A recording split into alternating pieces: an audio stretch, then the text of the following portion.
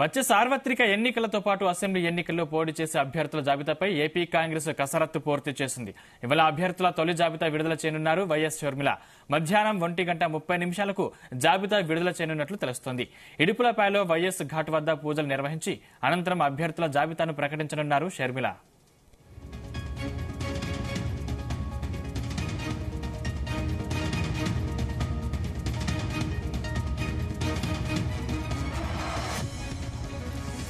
కాగా ఢిల్లీలో నిన్న కాంగ్రెస్ సెంట్రల్ స్క్రీనింగ్ కమిటీ భేటీ అయింది. ఈ సమావేశంలో ఏపీలో పోటీ చేసే కాంగ్రెస్ అభ్యర్థుల ఎంపికపై కీలక నిర్ణయాలు తీసుకున్నారు.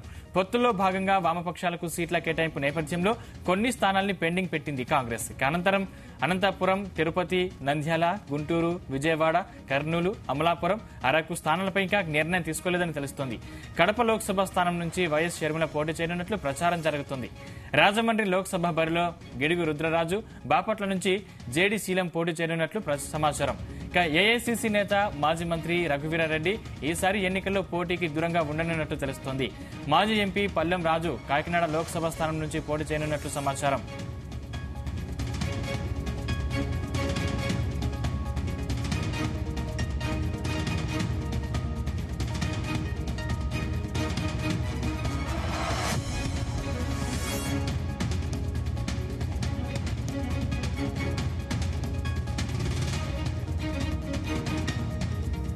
ఇదే అంశానికి సంబంధించిన మరిన్ని పూర్తి డీటెయిల్స్ మా ప్రతినిధి రామకృష్ణ అందిస్తారు. రామకృష్ణ,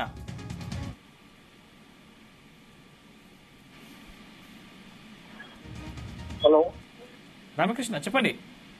సందీప్, కాంగ్రెస్ పార్టీకి సంబంధించి లోక్సభ అటు అసెంబ్లీ అభ్యర్థులకు సంబంధించి దాదాపుగా జాబితా అయితే సిద్ధమైనటువంటి పరిస్థితి అయితే ఉంది. నిన్న ఢిల్లీలో సిఈసి భేటీ అయింది. దీనికి సంబంధించి ఆంధ్రప్రదేశ్ కు సంబంధించి మొత్తం 114 అసెంబ్లీ అభ్యర్థులకు, 5 పార్లమెంటు అభ్యర్థులకు సంబంధించి ఇప్పటి వరకు పూర్తి స్థాయిలో అభ్యర్థుల జాబితాకు సంబంధించి ఆమోదం తెలపడం జరిగింది. అయితే ఈ రోజు వైఎస్ షర్మిల ఆంధ్రప్రదేశ్ కాంగ్రెస్ పార్టీ అధ్యక్షురాలు ఇడుపులపాయకు వెళ్లబోతా ఉన్నారు. అక్కడ తన తండ్రి సమాధి వద్ద నివాళులు అర్పించిన అనంతరం ఈ తొలి జాబితాను ప్రకటించే అవకాశాలు అయితే ఉన్నాయి. ఇప్పటికే దీనికి సంబంధించి పూర్తి స్థాయి ఆమోదాన్ని కూడా ఏఐసిసి అధ్యక్షుడు మల్లికార్జున ఖర్గే, అటు ప్రధాన కార్యదర్శి కేసీ వేణుగోపాల్, రాష్ట్ర వ్యవహారాల ఇన్ఛార్జి మాణిక్యం ఠాకూర్ వీళ్ళందరూ కలిసి మొత్తం ఒక నిర్ణయం అయితే తీసుకోవడం జరిగింది. అయితే మరోవైపు మిగిలిన అసెంబ్లీ అటు పార్లమెంటు స్థానాల విషయానికి వస్తే అక్కడ పొత్తులో భాగంగా వామపక్ష పార్టీలు కూడా కాంగ్రెస్ పార్టీతో ఇండియా కూటమిగా ఏర్పడి వాళ్ళు కూడా ఎన్నికల పొత్తులో ఉండటం నేపథ్యంలో వాళ్లకు ఏ స్థానాలు కేటాయించాలో దాని మీద కొంత చర్చ నడుస్తా ఉంది. ఈ నేపథ్యంలోనే ఆయా స్థానాల్లో కొన్ని స్థానాలను అభ్యర్థుల ప్రకటన అయితే కొంత జాప్యం జరగబోతా ఉంది. ఇప్పటికే మనకు తెలిసినటువంటి సమాచారం మేరకు కడప ఎంపీ స్థానం నుంచి షర్మిల పోటీ చేయబోతా ఉన్నారు. రాజమండ్రి నుంచి గిడుగు రుద్రరాజు, విశాఖ నుంచి సత్యారెడ్డి, కాకినాడ పార్లమెంట్ నుంచి ఎం పల్లం రాజు, బాపట్ల నుంచి జేడీ శీలం వీళ్ల పేర్లు అయితే ఇప్పటికైతే కన్ఫామ్ అయిపోయినటువంటి పరిస్థితి అయితే ఉంది. మిగిలిన అభ్యర్థులు ఎవరన్నది ఇంకా తేలాల్సి ఉంది.